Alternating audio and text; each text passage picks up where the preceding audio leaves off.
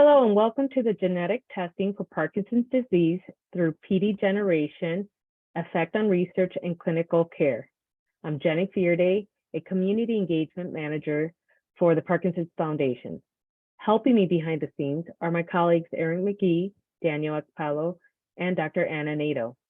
We warmly welcome you to the webinar today, especially anyone joining us for the first time. Please note that we are recording today's presentation and you will receive a follow-up email from us with a link to today's recording and slides. We would like to know who is joining us today. Please take a moment to share your connection to Parkinson's disease in the chat button.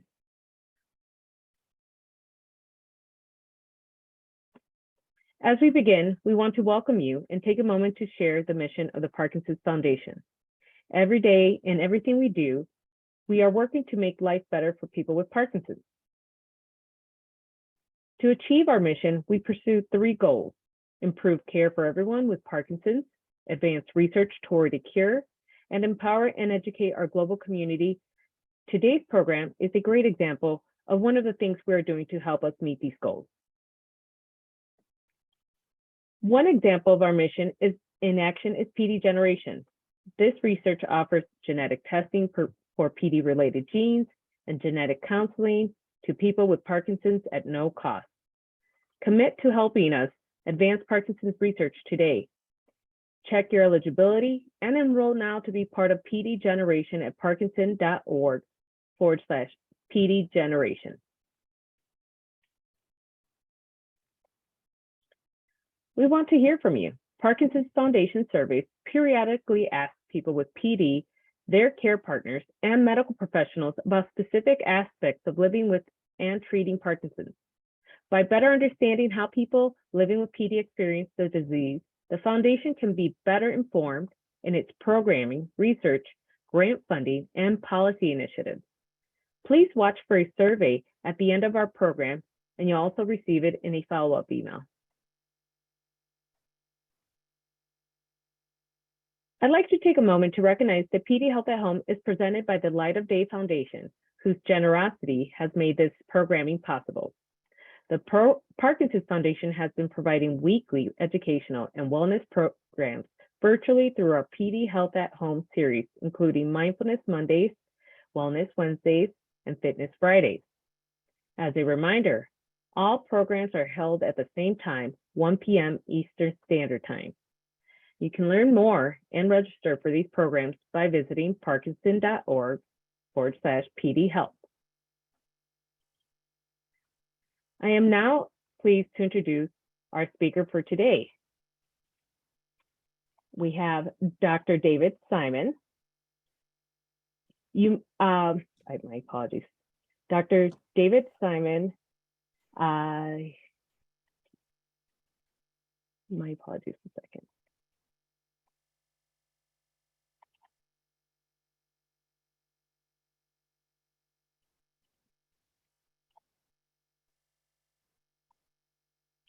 My apologies. So Dr. David Simon is joining us as a professor of neurology of Harvard Medical School and also a director of the Parkinson's Disease and Movement Disorders. I'd like to welcome him, and Dr. David Simon is here. Thank you. Great, thank you very much. It's a pleasure to be here to talk to you today about Parkinson's and the PD generation project. Let me just take a moment to make sure I'm sharing my screen properly.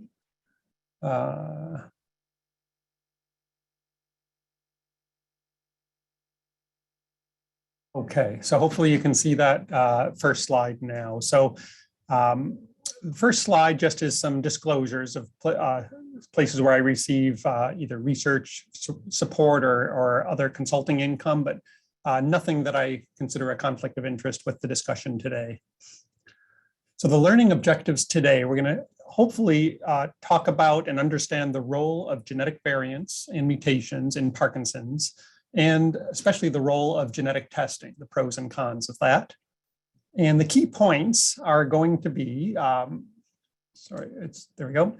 One is that Parkinson's is caused by multiple different genetic and environmental factors, and these factors interact. They don't act on their own. A genetic mutation contributing to Parkinson's is found in about 15% of people with Parkinson's. I think that number may be a little higher than what it says on the Parkinson's Foundation's website. There's some variations in the estimates, but 10 to 15%, let's say. There are differences on average in the disease course for people with different Parkinson's related mutations. I'll talk a little bit about that later. But most importantly, I think related to this topic is that targeted therapies are now under development that are specifically designed to help genetically define subgroups of people with Parkinson's, particularly for getting at the underlying mechanisms to slow progression. So that's one of the most exciting aspects, I think, of genetic testing and genetic research. And it also may provide clues that will be helpful even to people who don't have genetic mutations. So these are some of the take-home points. Just a little introduction on Parkinson's that I expect many of you do not need, but Parkinson's disease, as you know, is very common. It's the second most common neurodegenerative disorder after Alzheimer's, and it affects people of all races and ethnicities and affects men and women, but about 2/3 are men, 1/3 women, though interestingly, that ratio is closer to even for the earlier onset genetic types of Parkinson's. Core features of Parkinson's we sometimes use this mnemonic TRAPS to remember some of the core features. T for tremor, typically a resting tremor that occurs when the hand is just at rest and often gets better when you move the hand, though of course there's variations on that. Rigidity, which is the type of stiffness you see in Parkinson's, involuntary contractions of the muscles that cause stiffness. Akinesia, really bradykinesia, which is slowness of movements, but akinesia, which means lack of movement, works better for the mnemonic. P, postural instability. Most patients don't have this, at least not clinically significantly at the start, but it becomes more common later in the course where balance is off and people may be at risk for falls. And again, the gait variably affected, but classically it would be a shuffling gait, meaning where the steps are shorter and people don't lift their feet as much. Those are the core motor features, which is how Parkinson's is typically defined, but Parkinson's involves a lot more than just motor features. Now, not everybody has all these symptoms, but all of the symptoms listed here, which are not motor, can affect some people with Parkinson's. Constipation, loss of sense of smell, REM behavior disorder, which is movements during dreams that are not inhibited like they're supposed to. Mood like depression and anxiety, cognitive deficits, hallucinations, and you can see some of the others listed here. And again, not everybody has all these symptoms, but most patients have some. And one of the issues with Parkinson's, early on, the symptoms tend to be very mild, and many of the symptoms are relatively easily controlled early on with medications, but the disease continues to progress. And what you see here on the left side here is a sketch of the midbrain, a part of the brainstem, the deeper part of the brain, where that dark substance on both sides is called the substantia nigra, which literally just means dark substance. And those cells are cells in the brain that produce dopamine, a chemical messenger. And you see on the right side what it looks like in a person with advanced Parkinson's, where most of that pigment is lost because those dopamine producing cells are lost. And what happens as the disease progresses is you get ongoing loss of these cells, very small subset of cells in the brain, but important. And this loss of dopamine leads to some of the motor symptoms like tremor and stiffness and slowness.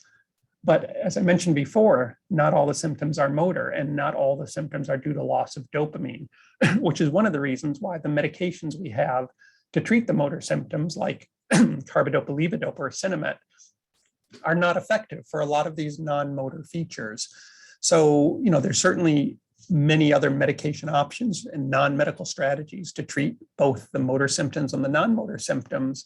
But this is one of the reasons I'm particularly interested in understanding the underlying mechanisms of disease progression, because if you can get at those underlying mechanisms and slow or stop progression, in theory, you could help to prevent worsening of all of these symptoms.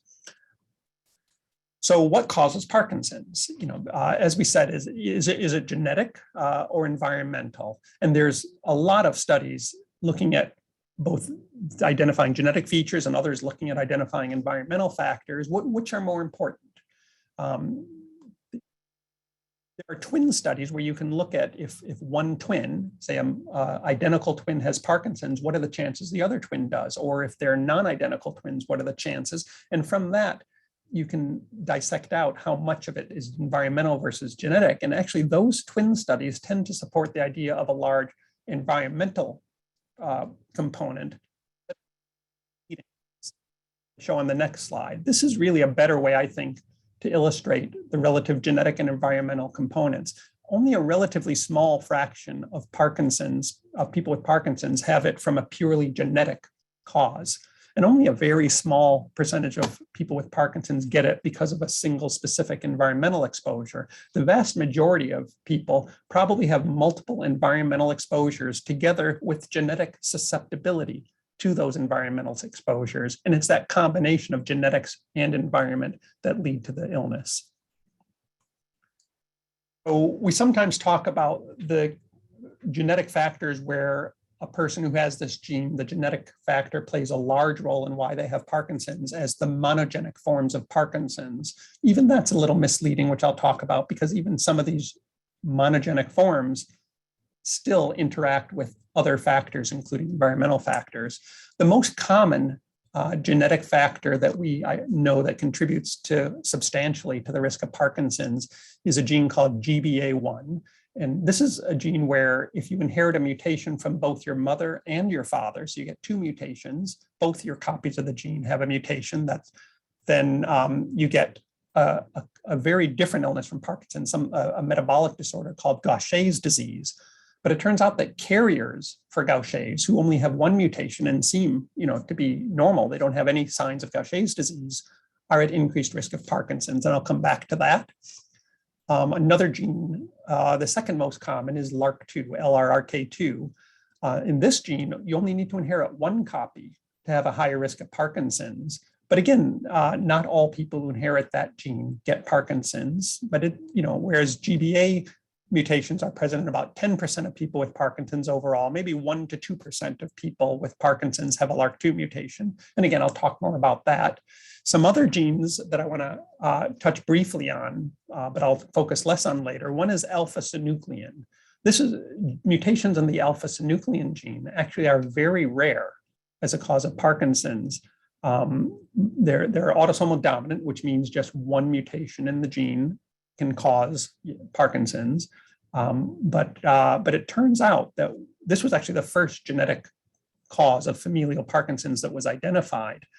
And it turns out that this led to the discovery that this protein produced by this gene, alpha-synuclein, accumulates in the area of the brain where those neurons die, where those brain cells that produce dopamine die. Then, once it was found in these rare families with this genetic mutation, people started looking at people with Parkinson's who don't have an alpha-synuclein mutation. And it turns out almost every patient with Parkinson's disease, even those who don't have an alpha-synuclein gene mutation, have that same protein, alpha-synuclein, accumulating in the area of the brain and the neurons that are vulnerable for dying in Parkinson's. And those clumps, they form these aggregated clumps, insoluble clumps of protein in these cells. And those clumps that you can see through the microscope are what are called Lewy bodies, these little abnormal clumps of proteins. And we think that this accumulation of the protein contributes to the progression of the disease. Actually, one thing I'll mention about that is even though alpha-synuclein gene mutations are really rare as a cause of Parkinson's, the discovery of alpha-synuclein through these rare families led to the recognition that we may be able to help anybody with Parkinson's by targeting alpha-synuclein and reducing levels of it.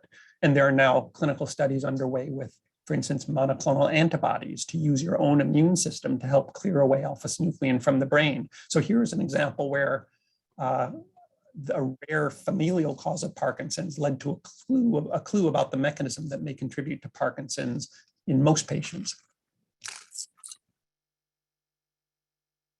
Parkin gene mutations are a relatively rare cause of Parkinson's, and they cause very early onset. I mean, many people with Parkin gene mutations, if you inherit one from both parents, can develop Parkinson's in their teens or their 20s. So I know we think of Parkinson's disease as especially affecting people as they're older. It's not strictly that. And if you have a person with Parkinson's who's very young, childhood or early 20s, they have a significant risk of having Parkin gene mutations. PINK1 and DJ1 are two other similar rare causes of early onset Parkinson's disease. And the last one that I'm mentioning today is VPS35, which again are very rare, cause of autosomal dominant Parkinson's. So if you get one mutation, you can develop Parkinson's. But again, although the mutations are rare, they gave a clue as to how this gene product may play a role in the pathophysiology of Parkinson's that may be helpful, even for people who don't have the mutation. So why do genetics of Parkinson's matter? And this is relevant to why you might consider genetic testing. One is prognosis. It's not a huge difference, but it does have an effect on prognosis. One example is that people who inherit a GBA mutation and have Parkinson's, on average, it tends to progress a little bit more quickly. And there's a bit higher risk of cognitive deficits. However, there's a huge range of how people progress in people with or without GBA mutations. So it's interesting to try to understand why this mutation increases the risk of cognitive deficits, but it's still limited in terms of how much it helps you to know what to expect, because there's still a wide range. Certainly plenty of people with GBA mutations do not develop substantial cognitive deficits, so it's variable. One other difference is people with LRRK2 mutations, the second most common cause of genetic Parkinson's, actually on average progress more slowly than people who don't have LRRK2 mutations, which is interesting, why a genetic factor that predisposes to the disease might actually lead to a slower progressing form. Another reason to consider is risk to family members. So, if you have a genetic mutation, depending on which mutation it is, you can know a bit more about what the risk is to family members. And I'll come back to that a bit later. Some people just want to know, even if it's not going to make a difference in the treatment or the diagnosis, they just want to know if there's a genetic factor that they have that might help to explain in part why they have it. And then I think perhaps the most important reason is the hope of precision medicine. One of these areas is beyond hope. It's a reality right now, and that is that genetic testing can determine whether or not you are eligible for targeted clinical trials where treatments are being tested that are specifically designed for people with specific genetic mutations. Eventually, if those trials prove that those treatments are effective, then we'll absolutely want to test everybody so we know whether or not to put them on treatment. But for now, if you might be interested in participating in one of these targeted clinical trials, genetic testing can help you to know which ones you might be eligible for. And even if you don't participate in the trials, it will let you know which ones might be relevant for you. So, benefits of genetic testing. I like this cartoon, some DNA testing. Some I've already talked about. I wrote here confirmation of the diagnosis or risk of Parkinson's. You have to take that with a grain of salt, because if clinically you clearly have Parkinson's disease, then that's true whether you test positive or negative for the genetic mutation. In fact, as we said, most people who are diagnosed with Parkinson's do test negative for a genetic mutation. And if somebody thinks you probably have Parkinson's and you have one of the mutations that's associated with a high risk of Parkinson's, it does increase the confidence in that diagnosis, though again, it's not 100%. I mentioned just wanting to know risk to other family members. Another reason, family planning. Now, a lot of people with Parkinson's are beyond the age of childbearing, and this isn't an issue for them, but not always. For example, a person with young onset Parkinson's might still be of childbearing age, and they might want to consider whether or not, if they have a child, would they be at risk for Parkinson's disease. For example, if you have a Parkin gene mutation, it's autosomal recessive. So your child will inherit a mutation from you, but unless they also inherit a mutation from the other parent, then they would likely be a carrier and would not get early onset Parkinson's disease, because that requires a mutation to be inherited from both parents. I mentioned prognosis, the increased risk of cognitive troubles with GBA mutations and slower progression with LRRK2 mutations, and the eligibility for clinical trials. Slowing progression of Parkinson's. This is, as I said, one of the core reasons why genetic testing is important, I think. The goal is to change a disease from faster progression to slower progression, or even stop progression. It's a little, I don't think, actually, the cheetah is a great example, because even your average person with Parkinson's progresses slowly. So it's really like a slow snail to an even slower snail. And we're not without clues and promising agents. And this is a wonderful effort by Kevin McFarthing and colleagues to summarize all the clinical trials currently underway, both symptomatic on the bottom half and disease modifying. Here's a move to the next slide for a blow up of this. Yeah, you see both the early phase studies and later phase 3, which are the ones that are meant to be definitive and tell whether or not the drug works. There are more drugs designed to treat the symptoms of Parkinson's, and that's not a surprise. It's actually easier to do that. But as you look at the top half of this circle, there are plenty of drugs, especially in phase 1 and 2 trials, that are aimed at slowing progression. That's what we mean here by disease modification. And I'm going to talk a little bit more about a couple of those targeted therapies that are in the disease modification category. Here's a slide that may on the surface seem a little depressing, but actually I think there's reason for substantial hope. This is a slide a colleague of mine, Alberto Espe, helped prepare, and he listed what he called the graveyard of clinical trials, where you see all or many of the agents that have been tested in phase 2 or phase 3 clinical trials because they had reason based on theory and preclinical data that they looked promising for slowing progression of Parkinson's, sometimes because of antioxidant effects, sometimes anti-inflammatory, sometimes affecting mitochondrial function, which is energy metabolism, and other mechanisms. And all of these, when tested in clinical trials, failed to show benefit.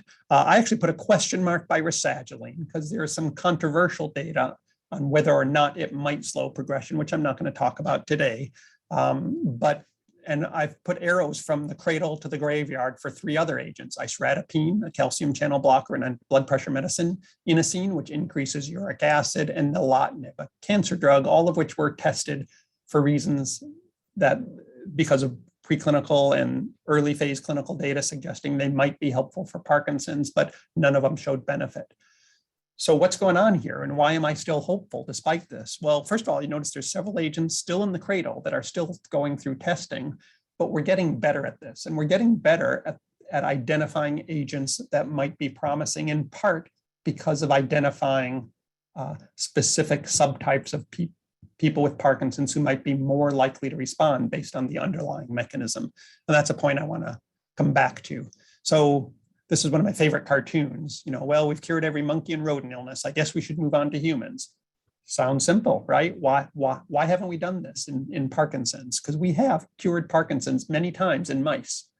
And as you see, many of those drugs that seem to work in mice failed in humans. And I should clarify one thing. We didn't cure Parkinson's in mice. We cured Parkinson's-like changes in mice, but you can't truly reproduce Parkinson's disease. And that's one problem. The animal models aren't truly the same as Parkinson's disease, so they don't always predict success in humans.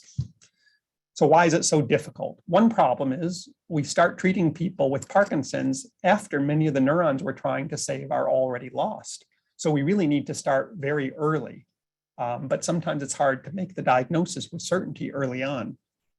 Another is lack of biomarkers. How do we know if we're slowing progression? We don't expect an immediate change in the symptoms. We just expect a change in the rate of decline over time. But as I said, fortunately, Parkinson's is a slowly progressive illness. That's good for people with Parkinson's. But if you want to detect slowing of progression, that means it takes a large number of patients followed for a long time to be able to detect if you've slowed progression. So it makes it difficult. If we had a biomarker that could tell us earlier whether or not we've slowed progression, that would help.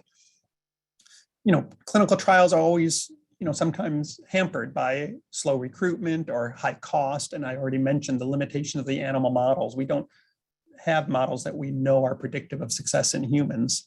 But the most important reason, I think, and of relevance to today's talk, is that we talk about Parkinson's disease as if it's one illness. But there's a lot of people with Parkinson's on this call today, and probably each one has a different mix of underlying mechanisms that's contributing to their illness. And yet we put everybody together in a clinical trial, whereas perhaps only a subset of them actually have the potential to benefit from a particular intervention. So how do we subtype patients to figure that out?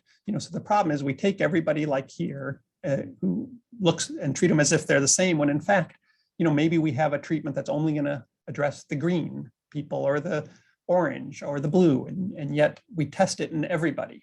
So, and again, this is a slide from Alberto Espe, who's really championed this idea of needing to do biologically defined subtypes of people with Parkinson's. Right now, we define it clinically by tremor, stiffness, and slowness. How do we know who's going to respond to our treatment?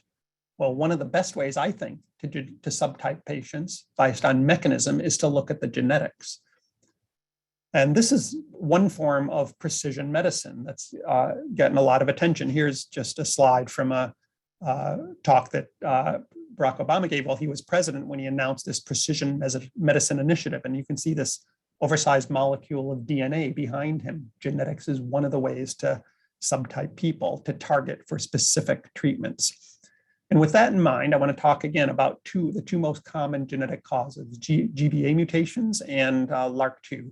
The GBA is the abbreviation for the gene, and it encodes an enzyme called glucocerebrosidase.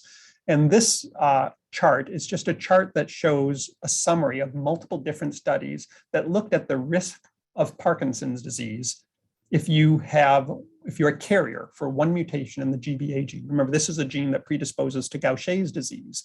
And this dotted line represents one, meaning if it didn't affect risk, then the risk would fall here. But you see almost all the squares are off to the right. Most studies show a tendency towards an increased risk. And if you average across all these studies, you see it's getting close to a 5-fold increased risk of developing Parkinson's if you have a GBA mutation. And this is an older study, but many subsequent studies have confirmed this. So and it depends a little bit how much of a risk, depending on which type of mutation you get, but roughly a 5-fold increased risk. So one question that raises, if you already have Parkinson's, you have Parkinson's, and that's true whether or not you test positive for a GBA gene, but what about your children? One other reason to consider testing is knowing the risk to your children. Well, if you test positive for a GBA1 mutation, what does that mean to your child's risk of getting Parkinson's? The one way I like to describe this risk is to point out that in the general population, by age 60, roughly 1% of the general population develops Parkinson's disease. So that's the baseline risk, 1%. If your child has a GBA mutation, then they have a 5-fold increased risk, which means by age 60, their risk is about 5% rather than 1%. But flipped the other way, that says that by age 60, even if your child has a GBA mutation, there's still a 95% chance they won't have Parkinson's. So yes, it does increase the risk by a substantial amount, 5-fold, and that's very important. But if you test positive for this genetic cause of Parkinson's, it doesn't mean your kids are probably going to get it. They still probably won't, but they are at a bit of increased risk.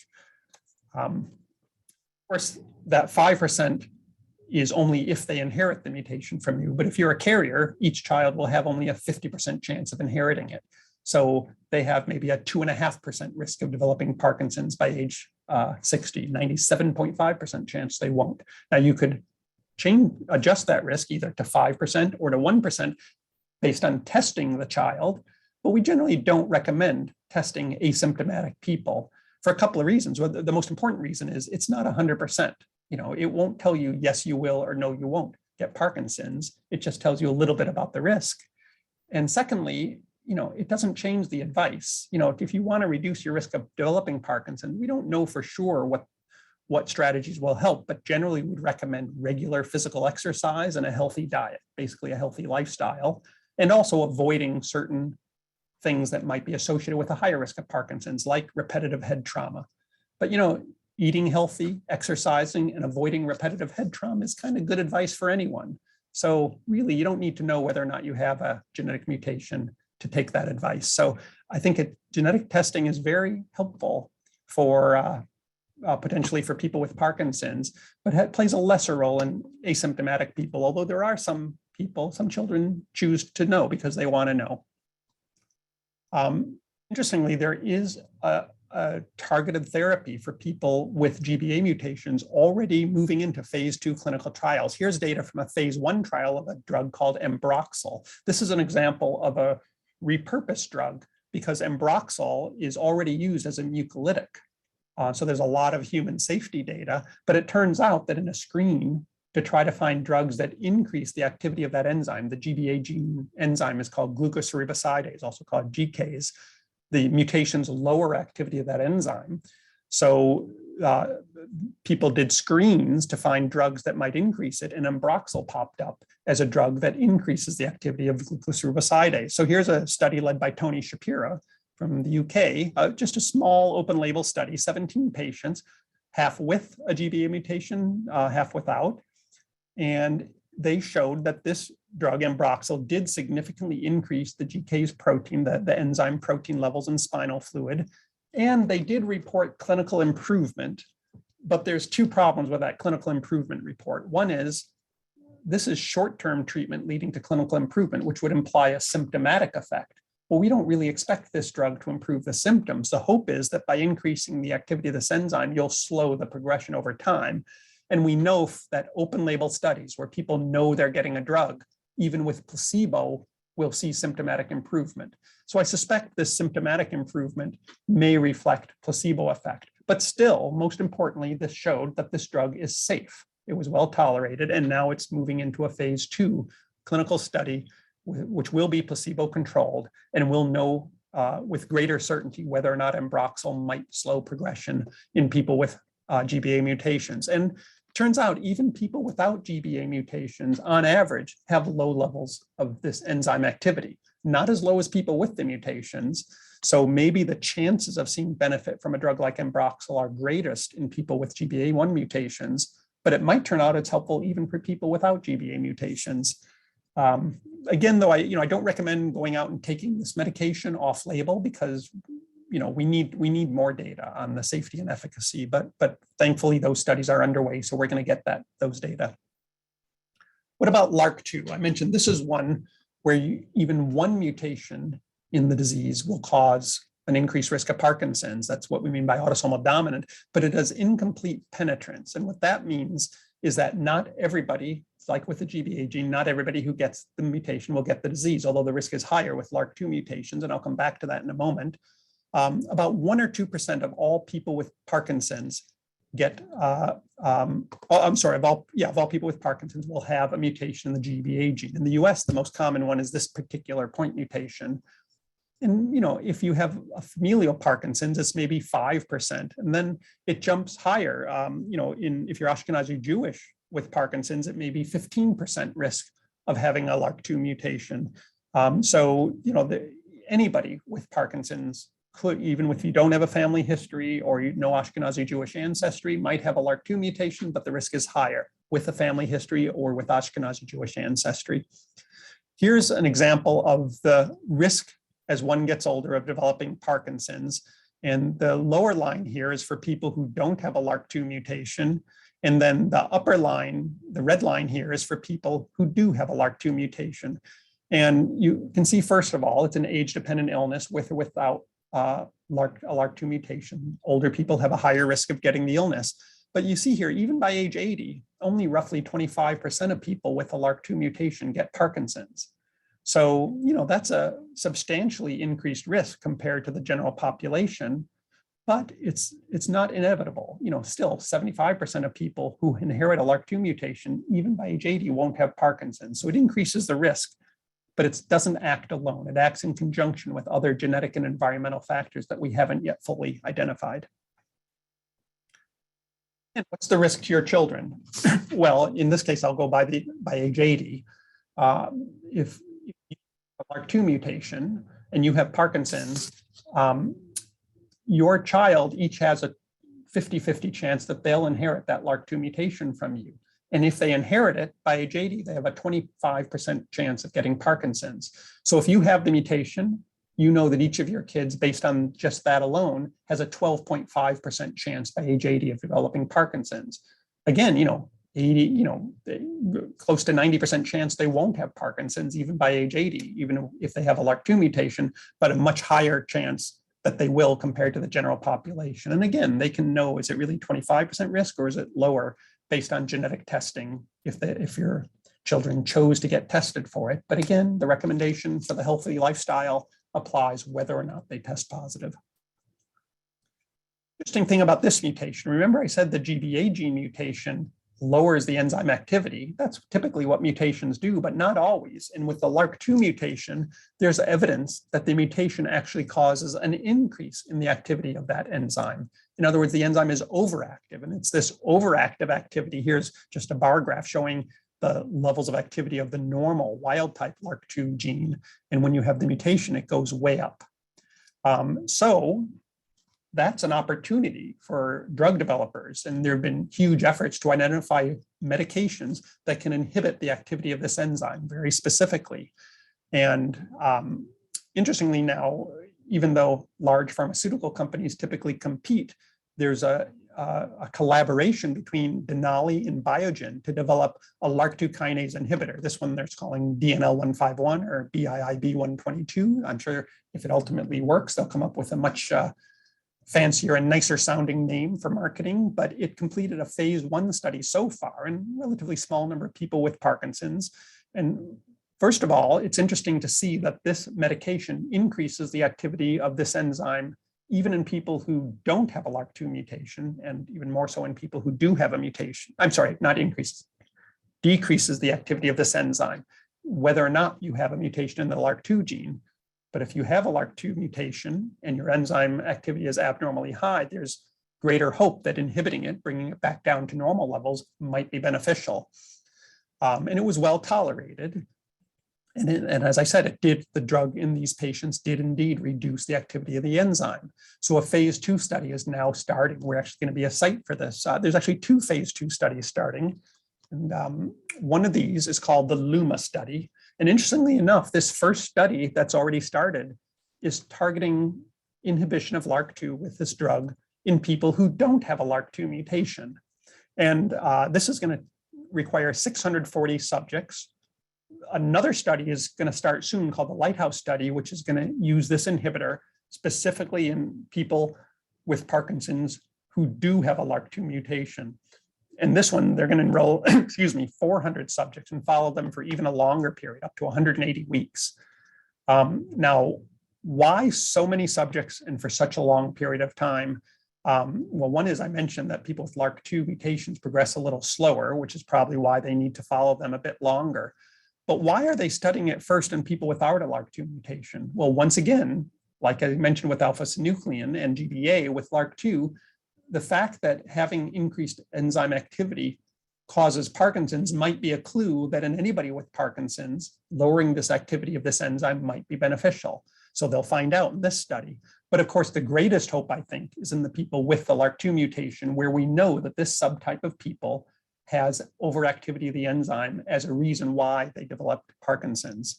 How many people will you have to screen for these studies? Well, with LUMA, to find LRRK2 negative patients, well, most patients say, I said 1 or 2% have the mutation. So let's say 98% don't have the mutation. So if you genetically test 650 patients, that's probably all you need to find 640 who don't have a LRRK2 mutation.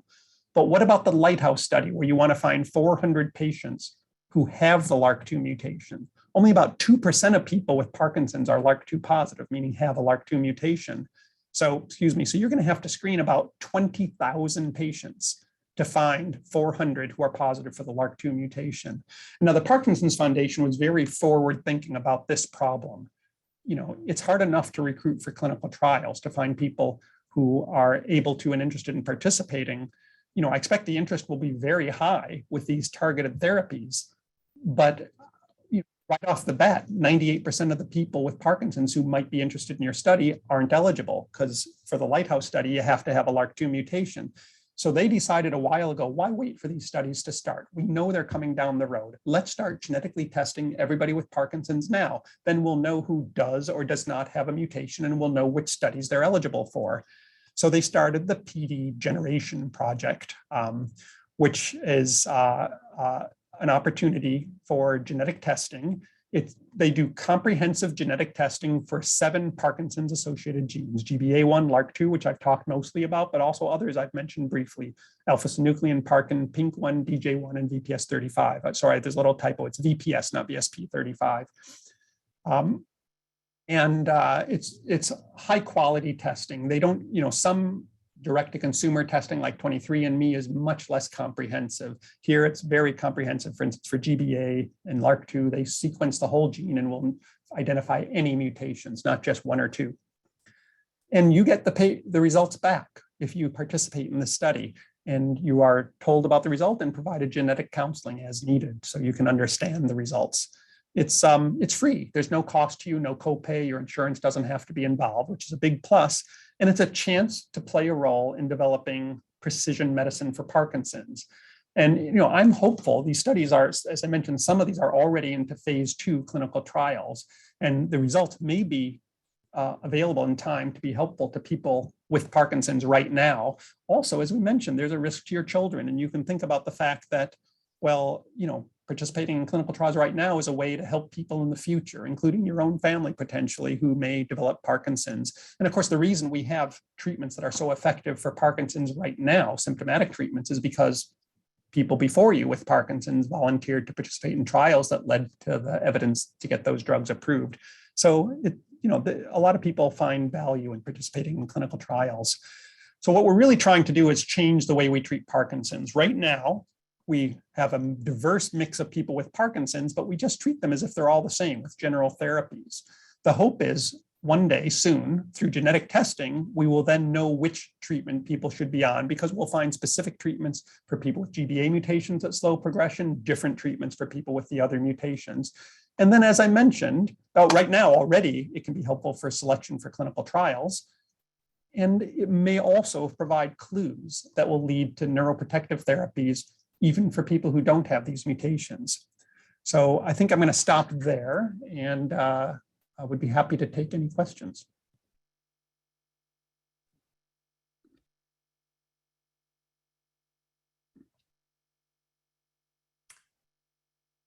Great. So thank you so much, Dr. Simon. My name is Anna Naito from the Parkinson's Foundation, and I'm responsible and working alongside Dr. Simon's team in leading PD generation here at the Parkinson's Foundation.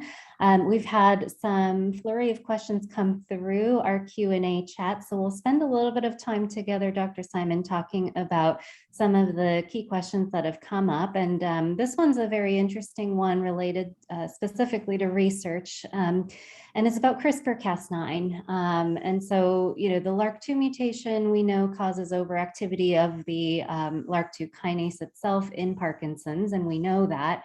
Does that mean that we could use CRISPR-Cas9 to fix that genetic mutation, and that might be, a better approach to treat Parkinson's? Can you comment on that and your thoughts on whether or not that could work, or how difficult that might actually be to turn that into a drug that we can test?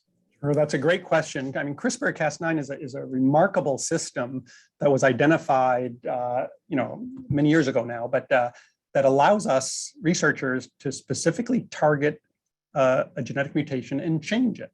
We can either induce a mutation, which is useful for research purposes, or in theory, in humans, reverse a mutation, gene editing.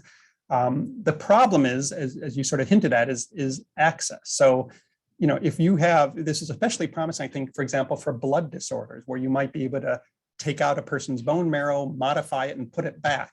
Here, we're trying, the LRRK2 is, there throughout the body. The gene is there, but where we need to fix it probably is in the brain and in the substantia nigra, that deep part of the brain. So technically, being able to safely do CRISPR within the brain like that is difficult. I wouldn't say impossible. I mean, we use viral vectors, a sort of a tool to use viruses to get certain genes and gene products into the brain. And one day we may be able to do CRISPR in the brain to reverse the cause, to reverse the mutation. But right now, there's a few technical hurdles to overcome before we'll be able to use CRISPR to do that. Absolutely. And I think I've heard an analogy used before where, being able to understand that you have to put gas in the car to power up the car. But, you can't just pour gas all over the front seat or wherever, within the car. You have to put it into the right gas tank. Otherwise, it's not going to work. And I think that's been a real challenge in the technicality of how to deliver CRISPR-Cas9 effectively to the brain, like you mentioned. So that's a really good question. This one's about the gut microbiome. So, there are some gut microbiome related trials. Can you comment on whether or not the gut microbiome also affects genetic expression in Parkinson's and how that might interact, environmentally speaking, on a person's progression with Parkinson's? Yeah, another interesting question. I think there's a lot of really interesting data coming out on the connection between the gut microbiome and Parkinson's, both in terms of symptomatic effects, such as metabolism of levodopa being affected by one type of gut bacteria, and in terms of disease progression. So there's other types of gut bacteria that may release something, we're not sure what, maybe small chain fatty acids that get into the blood, travel to the brain, and affect vulnerability to the pathology in the brain. And there's going to be an explosion, there already is, of data and research on the gut microbiome, because there's a lot we don't know. So certainly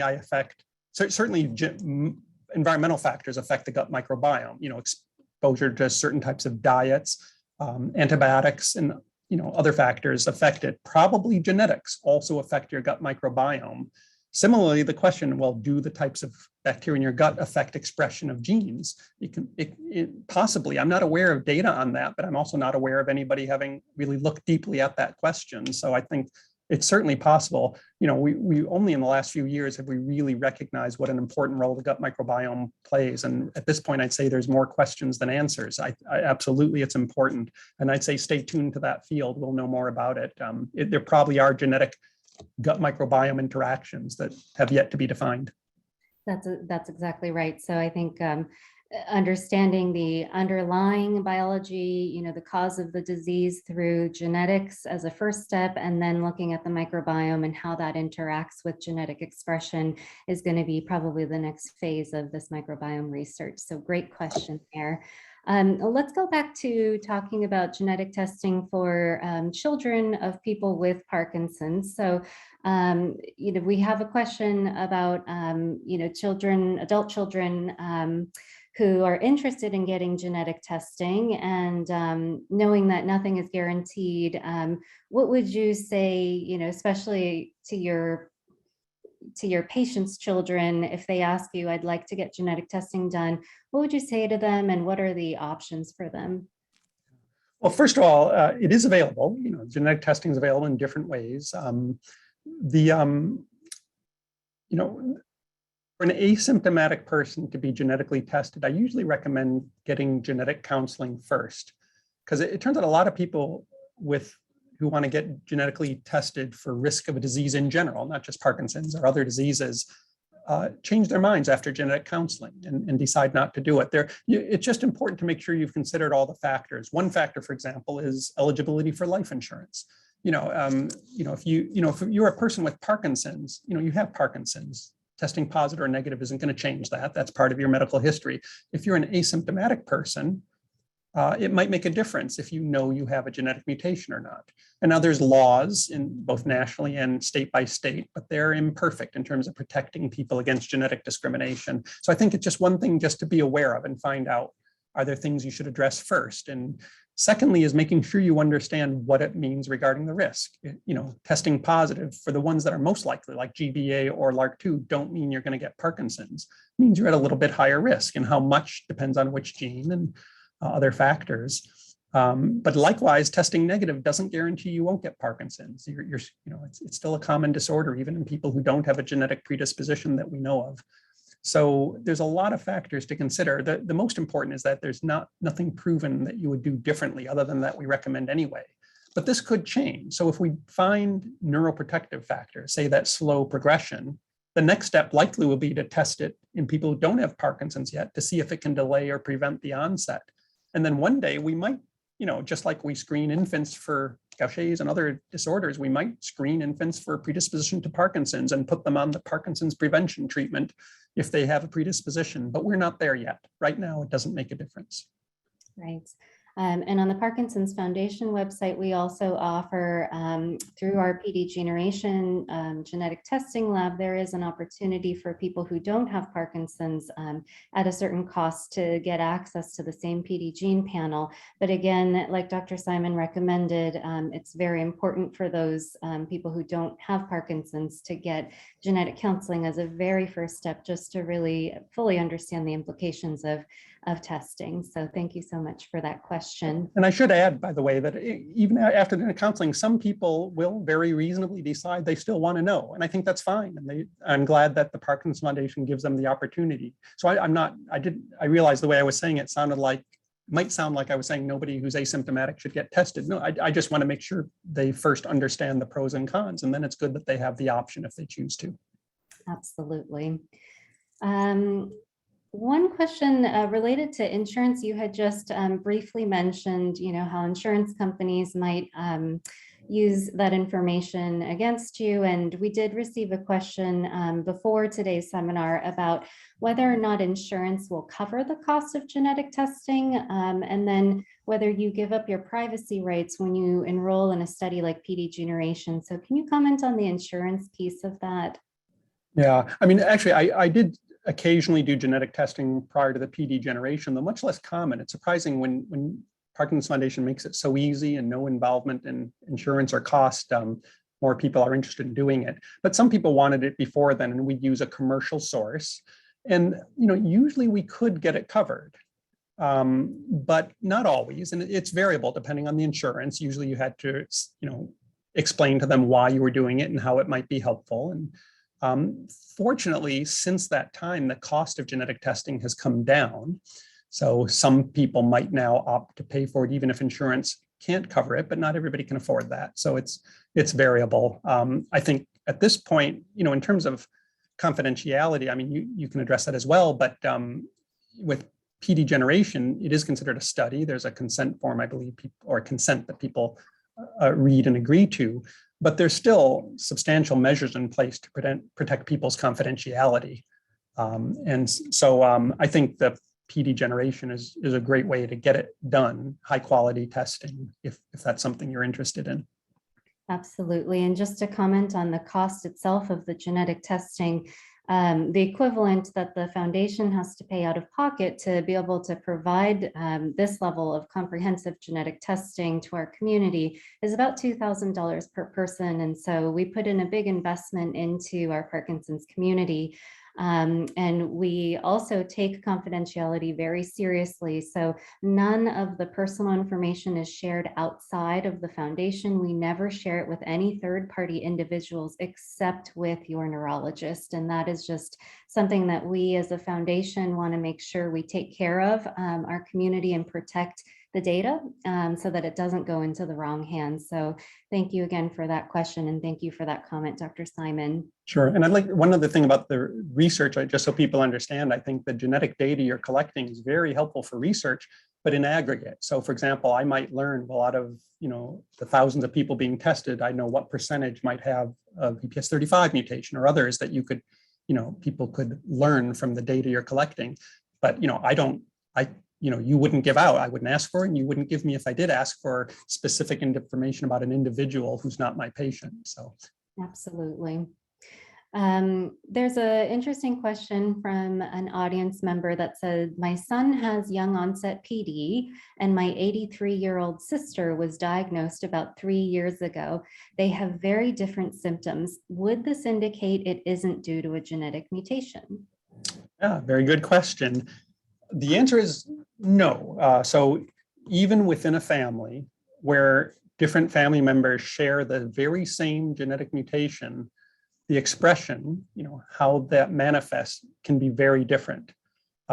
So, you can't look at the clinical course a family member had and know what's going to happen to you. Even if you have the same mutation, it can be very different. In fact, with a young onset patient, the risk of a genetic factor contributing to it is much greater than with onset at a much later age. But when you have two people, close relatives affected, that increases the risk further. So you have young onset suggesting there's a high risk of a genetic factor, and an older and a second person affected, which increase it further. No guarantee, and I've seen situations like that. Recently, I saw that where, 3 family members affected, and they did the panel. I was pretty confident we'd see a mutation, and we didn't. So you don't know, but you could find out through doing the testing. One related factor is, what does it mean if you test negative? It means you don't have any of the known genetic mutations, but our knowledge of the genetics of Parkinson's is not complete, so it doesn't guarantee there aren't genetic factors that contribute to the Parkinson's. So that's one thing to keep in mind. Right. And through participating in a study like PD Generation, you're contributing to the overall data set, and you're helping us accelerate research so that we can discover new genetic markers that we didn't know about before. And so I think that piece is also just as important as the negative tests results are just as important as those positive ones in helping us accelerate our pace of research forward. So as we look to wrap up soon, we have a few other questions. One of them is also an interesting one about the multi-omic approaches to research in Parkinson's, and maybe you can comment on this. Are there multi-omic approaches, in particular looking at things like epigenetic changes in addition to just genetics, because we know that the DNA is static and it doesn't change over time. And so maybe you can comment a little bit about some of the other research that excites you. I know you are an expert in the VPS35 space, so any comments about that? Yeah, it's interesting that the guy on the other side of this wall, a colleague of mine, Bruno Benitez, is an expert on omics of neurodegenerative diseases, including Parkinson's. What it means when people talk about omics means rather than looking at one gene, for example, as you mentioned, my lab, I also do laboratory research in addition to seeing patients, and I'm studying this one gene, VPS35. But some people don't just look at one gene. They want to, now the technology makes it easy to, say, sequence all the genes in an individual, or even in a group of individuals. And then you can look across all the genes and their different levels of expression and look for associations with Parkinson's. And you don't have to just look at genetic sequence, which is what we've been talking about today, people who have a mutation, that's an alteration of the genetic sequence. You can also see how those mutations correlate with levels of the proteins. So I mentioned the variants in the GBA gene lead to low levels of that protein activity. Mutation in the LRRK2 gene lead to high levels of that activity, that enzyme activity, and you can do cross-omics correlations, genetic sequence and expression levels. And then you can do that, as the person pointed out, you can now look at epigenetics across the genome. Epigenetics means you do structural changes to DNA, say a chemical modification of the DNA, like methylation. There's just a type of chemical modification. Environmental factors can cause these chemical modifications to the DNA, and then those chemical modifications can lead to changes in expression. So it's interesting, we think of genetics as simply you inherit a sequence and that determines the output, but environmental exposures can influence genetics. It's a really interesting interaction. So this is a huge, huge field with a lot of research going on, and it's complex. So I'll just leave it at that quick answer. Yeah.